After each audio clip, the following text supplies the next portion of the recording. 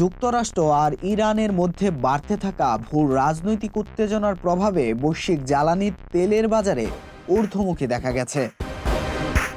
মধ্যপ্রাচ্যে সম্ভাব্য সরবরাহ ঝুঁকি নিয়ে উদ্বেগ বাড়ায় বিনিয়োগকারীদের মধ্যে সতর্কতা তৈরি হয়েছে, যার সরাসরি প্রভাব পড়েছে তেলের দামে। বৃহস্পতিবার বাংলাদেশ সময় রাত 8টা 18 মিনিটে ব্রেন্ট ফিউচার্সের দাম ব্যারেল প্রতি $1.13 বা 1.6% বেড়ে দাঁড়ায় $71.48।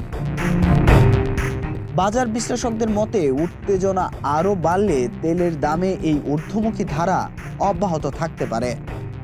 যুক্তরাষ্ট্র আর ইরানের মধ্যে বাড়তে থাকা ভূ রাজনৈতিক উত্তেজনার প্রভাবেই এই ঊর্ধ্বগতি দেখা গেছে বলে বিশ্লেষকরা মনে করছেন।